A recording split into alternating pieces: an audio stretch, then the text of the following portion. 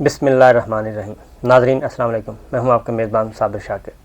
کچھ تازہ ترین خبریں آپ کے ساتھ شیئر کرتے ہیں۔ سابق وزیر اعظم عمران خان الیکشن کمپین پہ نکلے ہوئے ہیں، رابطہ عوام مہم پہ نکلے ہوئے ہیں اور مختلف شہروں میں جلسے جلوس کر رہے ہیں۔ اب تک انہوں نے جتنے بھی جلسے کیے اس کا ریکارڈ انہوں نے ہر جگہ پہ قائم کیا ہے بلا مبالغہ۔ انہوں نے کراچی امڑ آیا، جہاں پہ خیال تھا کہ اب وہاں پہ ایم کیو ایم اور پیپلز پارٹی اور نون لیگ مل کے سب کچھ کریں گے، لیکن کراچی نے سب سے پہلے رسپانس دیا اور بے پناہ دیا۔ اس کے بعد مینار پاکستان لاہوریوں نے بھی خوب عمران خان صاحب کو رسپانس دیا اور اس کو بھی دیکھ کے دنگ رہ گئے۔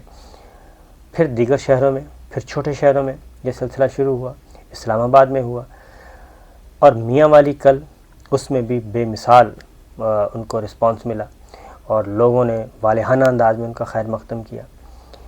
تو اس لیے لگ یہ رہا ہے، اور یہی چیز یعنی کہ پاکستان تحریک انصاف اور عمران خان کے لیے تو بہت اچھی چیز ہے کہ ان کو بہت زیادہ لوگ ویلکم کر رہے ہیں، اور یہ صرف اندرون ملک نہیں ہے، بیرون ملک میں یہی ہو رہا ہے۔ یہی جو ان کی اتنی زیادہ کامیابی ہے اور عوامی انقلاب جو خاموش انقلاب آیا ہوا ہے اور لوگ اس میں جوک در جوک شامل ہو رہے ہیں اور وہ عمران خان کی طرف، عمران خان ان کو اٹریکٹ کر رہا ہے، یہی سب سے بڑی جو اس کی کامیابی ہے۔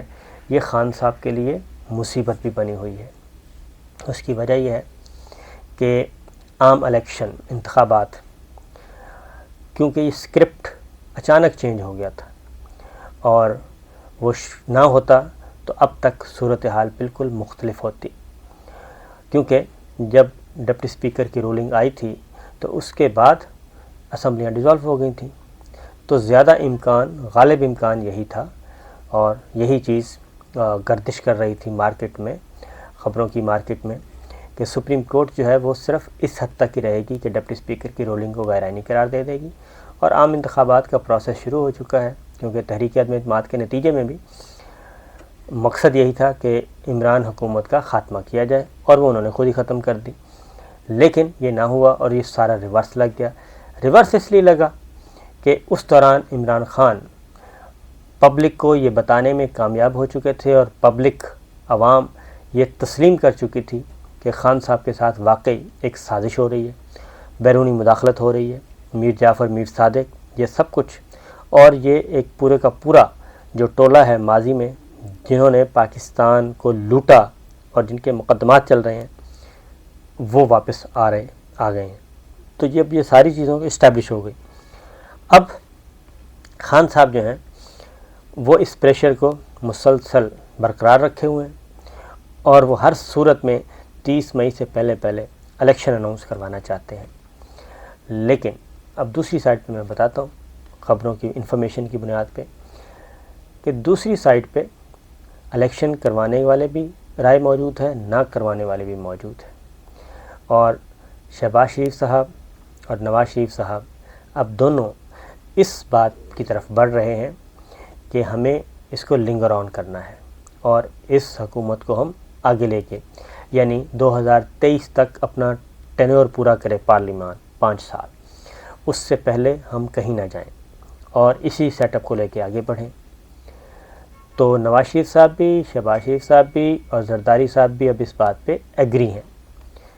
اب مصیبت کیا ہے؟ مصیبت ہے دوسری سائڈ پہ، کیونکہ جب تک یہ سیٹ اپ ہے اور یہ حکمراں اتحاد برقرار ہے تو ساری کی ساری تنقید کا نشانہ جو ہے وہ ہماری ملٹری اسٹیبلشمنٹ کی طرف رہے گا اور یہ ختم نہیں ہوگا، اور ظاہر ہے جن سے اقتدار چھینا گیا ہے وہ بھی خاموش نہیں بیٹھیں گے، بالکل اسی طریقے سے جیسے پاناما کے بعد نواز شریف صاحب خاموش نہیں بیٹھے تھے اور پھر سزاؤں کے بعد مریم صفدر صاحبہ خاموش نہیں بیٹھی تھیں، اور انہوں نے کہا کہ ٹھیک ہے اقتدار کے ایوانوں سے تو ہمیں نکال دیا، اب ہم سڑکوں پہ رہیں گے، اور ان کی یہ اسٹریٹجی کامیاب رہی، اور انہوں نے اس سڑکوں پہ جو پریشر ڈیولپ کیا اور پی ڈی ایم بنائی اور پھر تقریریں کیں، ان تقریروں سے انہوں نے اپنے مقاصد حاصل کر لیے۔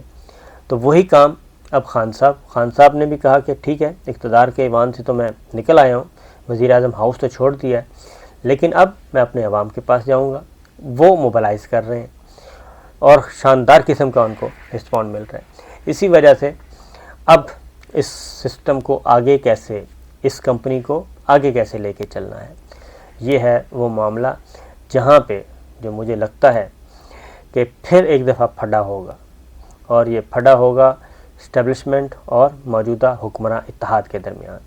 یہ بات ذہن میں رکھیے کہ کیونکہ وہ ایک دفعہ انہوں نے حاصل تو کر لیا، اب یہ ضروری نہیں ہے اس کو آگے لے کے بڑھیں.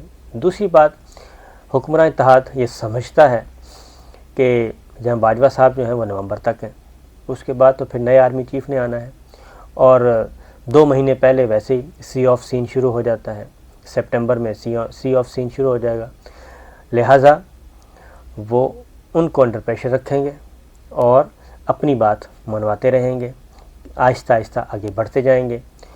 اور ڈراوا کیا دیں گے کہ دیکھیں اس وقت الیکشن ہوا تو خان صاحب آ جائیں گے، خان صاحب آئے تو یہ نہ ہمارے لیے اچھے ہیں نہ آپ کے لیے اچھے ہیں. اور پھر یہی چیز وہ واشنگٹن میں بھی یہی چیز فروخت کی جا رہی ہے، یہی نیریٹو فروخت کیا جا رہا ہے. بلاول بھٹو صاحب نے جانا بھی ہے، نواز شریف صاحب بھی وہاں پہ موجود ہیں، لندن میں ہیں، وہ بھی یہ کام کر رہے ہیں. اب اس کو آگے لے کے چلنا چاہتے ہیں. لیکن خان صاحب بھی بہت سمجھدار ہیں اور کافی ہو چکے ہیں. انہوں نے یہ کیا کیا، وہ لانگ مارچ انہوں نے الٹیمیٹم دے دیا. اور الٹیمیٹم جو میاں والی کی تقریر ہے اس میں بہت سارے الٹیمیٹم تھے. انہوں نے ہینڈلز کا بھی ذکر کر دیا، انہوں نے میر جعفر کا بھی ذکر کر دیا، میر صادق کا بھی کر دیا، 3 اسٹوریز کا بھی کر دیا. اب خان صاحب بھی یہ سمجھتے ہیں، خان صاحب کو بھی پتہ ہے کہ بھائی اب جو ہیں جنرل باجوہ وہ تو اناؤنس کر چکے ہیں کہ نومبر میں چلا جاؤں گا، تو لہٰذا اب ان کے ساتھ معاملات طے کرنے کی کیا ضرورت ہے، ایگریسو ہوا جائے.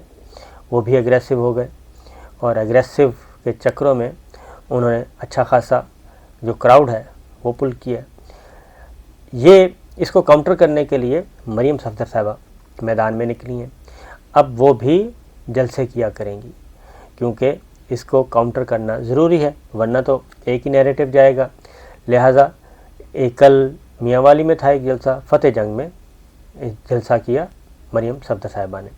اسی طریقے سے آئندہ بھی، کیونکہ یہ میدان جنگ جو ہے سیاست کا وہ ہے پنجاب میں پڑھنا ہے، اور خان صاحب بھی پنجاب کو فوکس کیے ہوئے ہیں اس وقت، اور وہ بھی پنڈی کے سراؤنڈنگ ایریاز میں، اسلام آباد پنڈی کے سراؤنڈنگ ایریاز قریبی اضلاع جو ہیں ان کو فوکس کیا ہوا ہے. اور اس کا بھی واحد مقصد یہ ہے کہ لوگوں کو موبلائز کریں اور لے کے آئیں. 2 ملین کا ان کا پلان ہے. اب 2 ملین انہوں نے سوچ سمجھ کے ہی بات کی ہے. اب یہ سارے کا سارا پریشر آنا ہے، جب یہ سب کچھ ہو جائے گا پریشر آئے گا سپریم کورٹ کا آف پاکستان کی طرف نہیں بلکہ اسٹیبلشمنٹ کی طرف آئے گا، جب یہ سارے کا سارا دھرنا ادھر لے کے آئیں گے. اور پھر بات چیت کرنے کے لیے کون آئے گا؟ ماشاء اللہ لگ نہیں سکتا اس وقت، یہ بات ذہن میں رکھیے کہ ماشاء اللہ نہیں لگ سکتا. ماحول ایسا نہیں ہے، چارج ہے ماحول. نہ ہی اپوزیشن جو پاکستان تحریک انصاف ہے وہ اس کو سپورٹ کرے گی، اور نہ ہی حکمراں اتحاد کرے گا کہ خدا نخواستہ ماشاء اللہ لگ جائے، اور نہ ہی جناب باجوہ صاحب کا کوئی ایسا موڈ ہے کہ وہ ماشاء اللہ لگانے کی طرف جائیں، اور وہ بھی اس وقت جب کہ پہلے ہی صورتحال بڑی گمبھیر ہو چکی ہے. تو یہ بڑا ہی ایک کریٹیکل سا موسم ہے. آنے والے اگلے 2-3 مہینے جو ہیں وہ کافی سینسیٹیو ہوں گے، حساس ہوں گے. اور اس میں اگر رانا ثناء اللہ صاحب وزیر داخلہ ہیں، ان کے جو وہ کیا کہنا چاہیے، ان کے پروفائل میں ماڈل ٹاؤن کا سانحہ بھی موجود ہے. اب وہ اگر اس طرح کا کوئی کام ادھر کرنے کی کوشش کریں تو ظاہر ہے اس سے نقصان ہوگا. تو خان صاحب تیاری کر چکے ہیں، بھرپور تیاری کر چکے ہیں، اور میسیجنگ بھی ان کو کی گئی، لیکن وہ کٹ آف اینڈ ٹوٹل مکمل طور پہ، اور وہ ساری جد و جہد یا اسٹرگل وہ اسی پہ کر رہے ہیں. اب اگلی بات یہ ہے کہ یہ جو مراسلہ ہے اس کے نتیجے میں وہ کہتے ہیں کہ یہ کوئی 2-3 مہینے کے لیے سیٹ اپ نہیں آیا، اور اگر ڈونلڈ ڈو اس کے پیچھے ہیں اور امریکہ اس کے پیچھے ہے تو پھر امریکہ جو ہے وہ 2-3 مہینے کے لیے تو نہیں ان کو بٹھائے گا. اور وہ بھی چاہے گا کہ یہی سیٹ اپ آگے بڑھتا جائے۔ 2-3 خبریں اس میں آ چکی ہیں۔ ایک یہ کہ جو ایئر سپیس استعمال کرنی ہے اس پہ بات چیت ہو رہی ہے پاکستان اور امریکہ کی افغانستان کے معاملے میں، کہ ڈرون اگر جائیں تو پاکستان کی فضائی حدود استعمال ہو جائے تو کوئی حرج نہیں ہے، اس پہ بھی بات ہو رہی ہے۔ پھر کچھ اور چیزوں پہ بھی بات ہو رہی ہے۔ پھر جناب دہشت گردی، انسداد دہشت گردی کے معاملے میں بھی کوآپریشن امریکہ اور پاکستان کے درمیان دوبارہ ہو رہی ہے۔ تو افغانستان جو ہے خاص طور پہ وہ بڑا امپورٹنٹ ہے امریکہ کے لیے۔ وہ اس لیے امپورٹنٹ ہے کہ وہ یہاں بیٹھ کے پاکستان، چائنا، رشیا ان پہ نظر رکھنا چاہتے ہیں، اور یہاں پہ نظر رکھنے کے لیے ضروری ہے۔ اور پھر افغانستان میں کیا ہو رہا ہے وہ مکمل طور پہ کٹ آف بھی نہیں ہونا چاہتے، کیونکہ افغانستان میں چائنا اسرٹ کر چکا ہے، رشیا کر چکا ہے، ایران کر چکا ہے، وہ وہاں پہ موجود ہیں۔ سینٹرل ایشین سٹیٹس جو ہیں وہ بھی موجود ہیں۔ تو یہ ساری جو صورتحال ہے اس کی وجہ سے اس سیٹ اپ کو آگے لے کے بڑھنا چاہتے ہیں کہ یہ کمپنی چلتی رہے۔ تو دونوں طرح کی آراء موجود ہیں، اور ہماری اسٹیبلشمنٹ میں بھی یہ رائے موجود ہے کہ سارے صورتحال سے کیسے نکلا جائے، کیونکہ جب تک یہ کمپنی رہے گی تب تک توپوں کا رخ انہی کی طرف رہے گا۔ اور یہ ذہن میں رکھیے گا کہ پاکستان تحریک انصاف ہی ایک جماعت تھی، اور اسی لیے اب ایک اور پریشر بھی جو میڈیا پہ تھا، عمران ریاض خان کی آڈیو کال آ چکی ہے منظر عام پہ، اس میں جو کچھ گفتگو ہو رہی ہے وہ بھی آپ تک پہنچ چکی ہے۔ تو یہ دور زمانہ جو ہے وہ تھوڑا سا تبدیل ہو گیا ہے، اب چیزیں ڈفرینٹ نوعیت کی طرف جا رہی ہیں۔ اب آپ میڈیا کو اس طریقے سے کنٹرول نہیں کر سکتے جیسے ماضی میں کیا جاتا تھا۔ تو بہرحال جی یہی ہیں اب تک کی اطلاعات، اور دیکھنا یہ ہے کہ خان صاحب دھرنا وہ ان کا کامیاب ہوگا، وہ یہاں تک پہنچنے پائیں گے یا نہیں پائیں گے، اور ان کو پہنچنے دیا جائے گا، گرفتار کیا جائے گا، نظر بند کیا جائے گا، کیونکہ مثال دی جا رہی ہے، ذوالفقار علی بھٹو سے مماثلت کی جا رہی ہے کہ انہوں نے بھی مزاحمت کرنے کی کوشش کی تھی، پھر ان کو گرفتار کر دیا گیا، پھر ان پہ مقدمے بنے۔